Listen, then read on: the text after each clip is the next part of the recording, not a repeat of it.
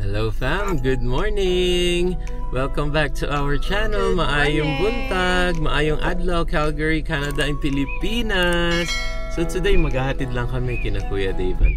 Of course, it's our normal routine. Hatid lang natin si Kuya and si Lian sa kanilang daycare. And I think si Mommy lalabas din mamaya. So let's see if Mommy could show kung saan siya pupunta. I think mag-grocery ka ba, love? And a couple of activities today. Hello fam and welcome back. So today, as mentioned earlier, off ako. So usually I have a chance to do our grocery. So mag-grocery tayo ngayon sa superstore and buy some stuff kasi medyo naubusan na tayo ng gulay, ng prutas ng mga kids. Pambaon na rin. And medyo malimig today. Kaya naka-sweater tayo. Parang uulan din ata later.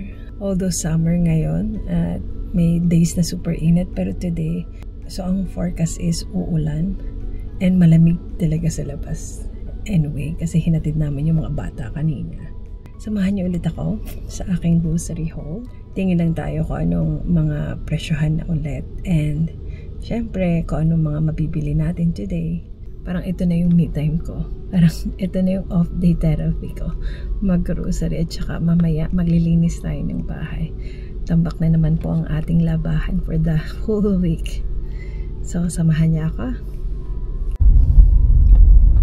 Ayan, medyo cloudy talaga today. And windy na rin. So, malamig sa labas. Dito ako usually nag-grocery. Superstore sa Westwood. And nakapark na tayo fam. Kuha lang tayo ng ating mga shopping bag. Of course, we always need to have a shopping bag dito sa Canada. Ayan. Ang windy nga at ang lamig.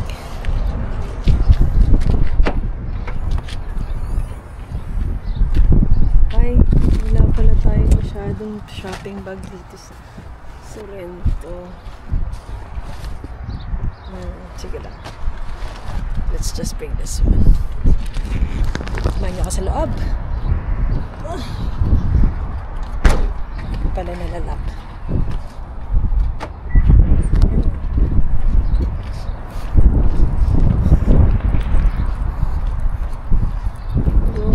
Malamig. Mahangin.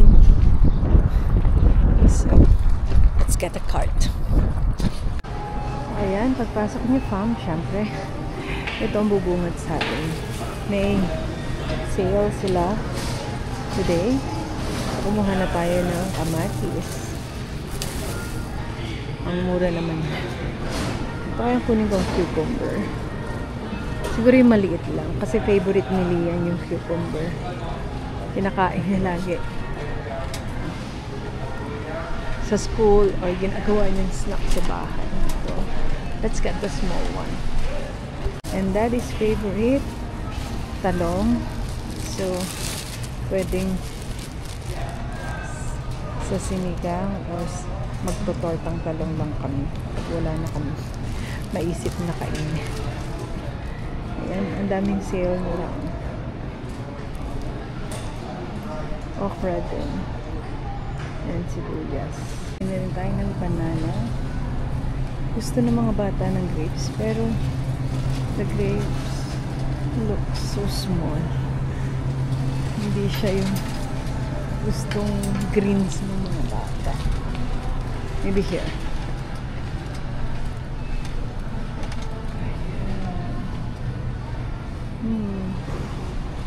Orange. Ito. Grapes. Ang liliit pa rin eh.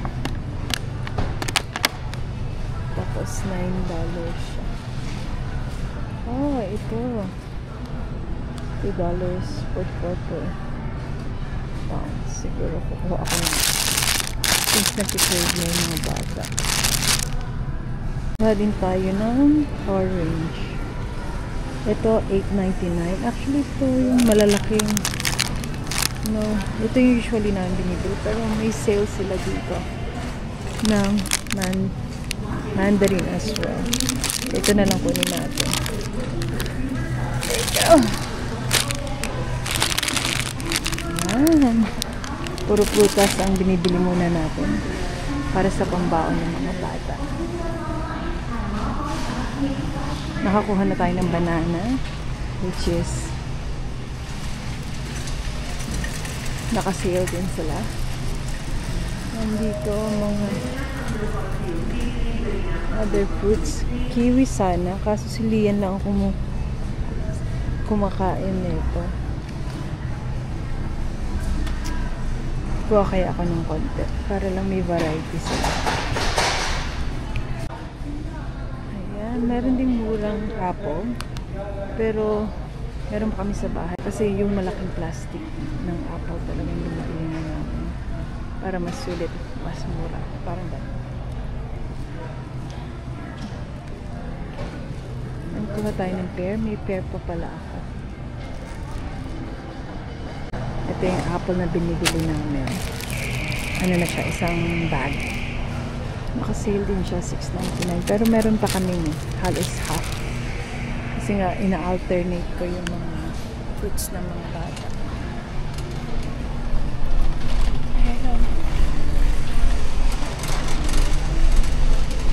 Quick grocery lang tayo dito. Kasi gulay at prutas lang mainly yung bibilhin ko. Kasi yun yung wala sa bahay para sa mga kids. Ito sa prutas area. At dito na tayo sa vegetables area. Bumili na si Daddy ng carrots. Last grocery niya. Yung quick grocery lang din. So ito yung gulay na binibili namin. Which is naka-sale din siya per pound. Bok choy. Shanghai bok choy. Meron din sila dito salted egg. Ang tagal ko nang hindi kumakain ng salted egg. $4 siya in one pack. If I'm not mistaken. Yeah. And ilan ba to? 6. So, bumili kaya ako. Huli pa rin tayo ng salted egg. Try lang natin. Kasi ang tagal na natin hindi nakakatry. And ito na yung cucumber. Ito na lang maliliit yung bibilhin ko kasi mas manageable siya para sa go-to snacks ng mga bata. Kasi pag ito malaki, although naka-sale din siya, $2.82. Ang hirap kasi nirarap ko pa ulit kasi half lang yung magagamit. So, ito na lang siguro. Mini cucumber naman naka-ano lang din. Naka-sale lang din sila. Na rin tayo dito sa frozen fish. May $3 na frozen fish. May tilapia.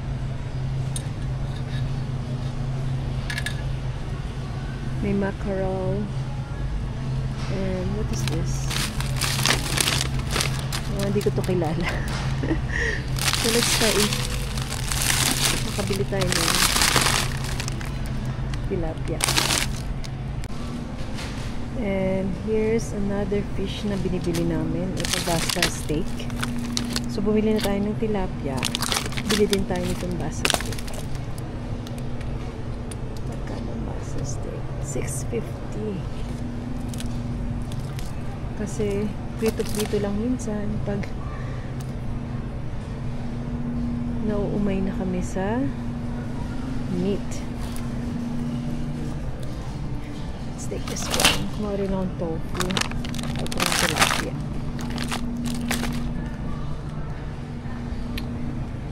Frozen shrimp to. Hindi tayo bumibili niyan. Nabili din kaya tayo ng mackerel. But I think 2 fish is okay. For yun na lang. Kasi marami pa tayong meat sa bahay din.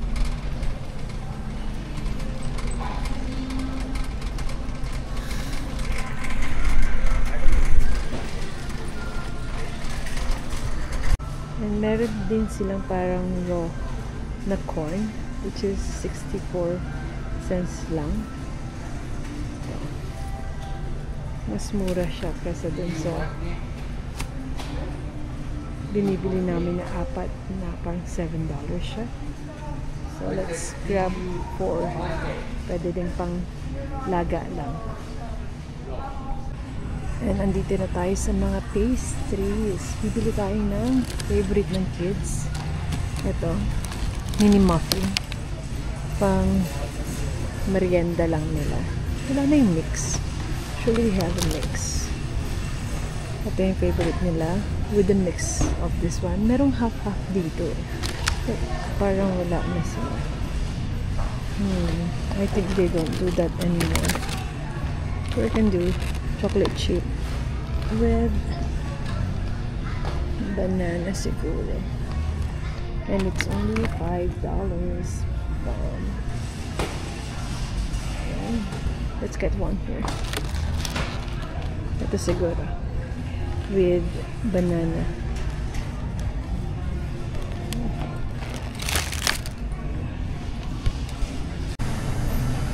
And naka-sale din ang kanilang beef burger. Bumili kaya ako. Kung naalala ko, ginawa ko na parang yung sa Jollibee.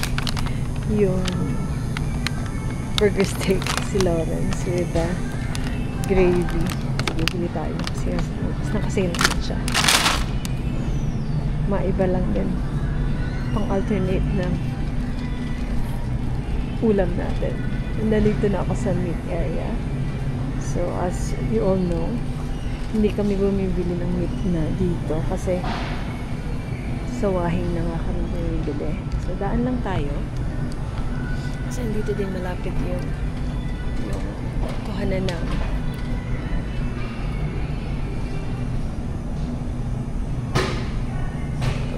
ng yogurt ng mga bata. So they want the small yogurt, yung mini yogurt. So ito siya sa side na to. Dapat na meat. So,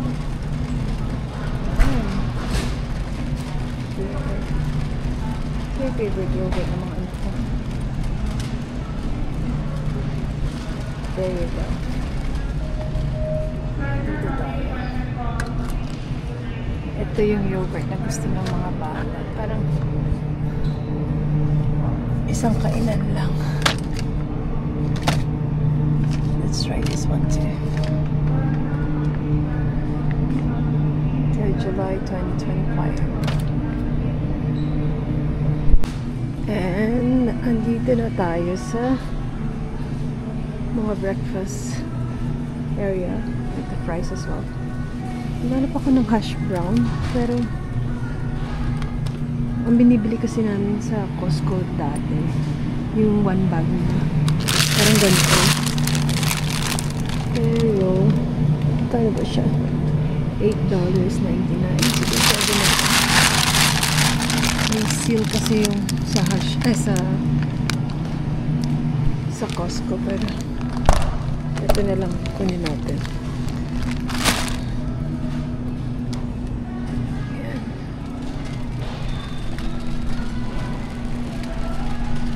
So, targeted lang naman ang mga bibilihin natin today.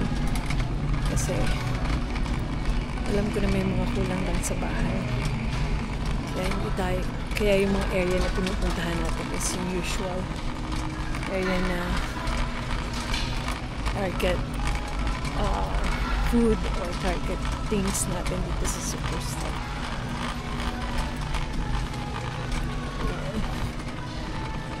Siyempre, papunta na tayo sa Asian area. Kasi usually, yun naman yung mga kulang natin sa bahay. So, and bibili na tayo ng sauce para dun sa burger patty. Naalala ko, bumili ako para yung mushroom. Let me see.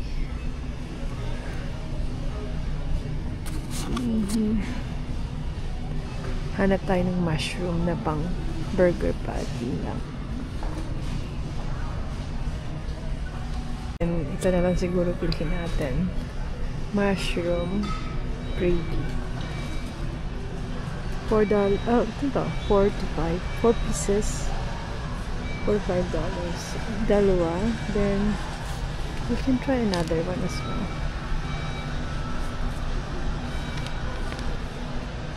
Apat na lang bilhin natin ito. The same na lang. Huwag na tayo mag-try ng iba. Ayan. And moving on. And of course, ito yung targeted natin. Mga Asian stuff. Dito lang sa area na to. Ayan. Start tayo sa mga snacks nila. Pero ito yung talaga yung targeted area ko kasi dito ko naman makukuha yung mga need ko talaga. Ayan. Siyempre ko tayo ng ding dong.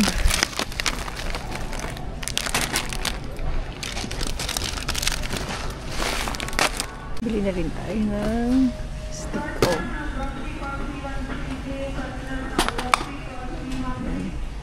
Fudge bar meron pa na chocolate yung mga bata. And ang pokey natin, mga go-to biyahe snacks namin to for the kids. Ay, naghahanap kami ng liver spread spam, pero parang ang laki naman na ito pag sa lutuan. Meron kasi parang yung mga half lang na ito na liver spread na isang lutuan. Pero sige na nga, bila ko na isa para hanggang may backup in case na magluluto kami ng need ng liver spread. Wala na dito eh, pero puro corned beef na. Isa lang. And syempre kailangan namin bumili na ng Barrio Fiesta bagoong. Walang maliit, pero let's buy one na malaki na lang. Ayan. And magkano ang Barrio Fiesta? Mahal din, $9.49. Wala yung maliit eh, sayang. Pero wala na talaga kami bagoong sa bahay, naubos na, so we need to buy one. So, hindi muna tayo bibili. UFC, ketchup, at saka ng Mang Tomas kasi nag-hoard kami talaga nun. So, marami pa tayong stock sa bahay. So, hindi natin kailangan mabili today. Pero may tig-tatlo pa kami. Kasi, ang daming binili ni Lawrence nung last time na nawalan kami ng ketchup at saka ng Mang Tomas. Alam niyo naman, favorite sausawan ng anak ko ang Tomas at ang ketchup. Ayan, I think we're almost done here. And ayan fam, we're done. So magbabayad na tayo. Targeted lang naman yung mga binili natin. So ayan, payment na.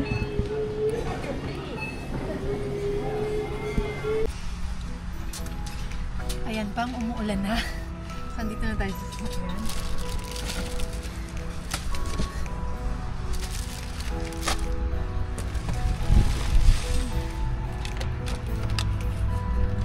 Windy na rin.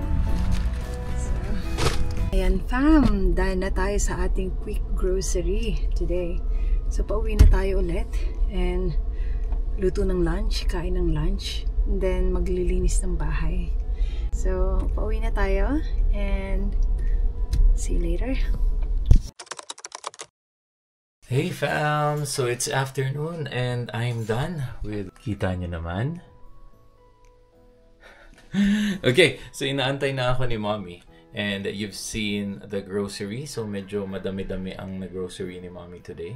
And that's like fruits and all the stuff that the kids needs. Kasi nga, ang bilis talaga ng consume nila ng mga goods nila, food, snacks, and all. Kasi nga, pumapasok naman sila every day. So yan, nasa labas na si Mommy, and I can hear that the car has been started. So let's go and sundo ang mga kids. And then after that, dadaan kami ng Dollarama kasi may i-check out daw si Mommy. I think for gifts then on upcoming events that we have. And look at that! Anong oras na ba? It's 5:21. And hello, Calgary. It's the Calgary blue sky. There you go. So try kung anong tinuro ni Daddy.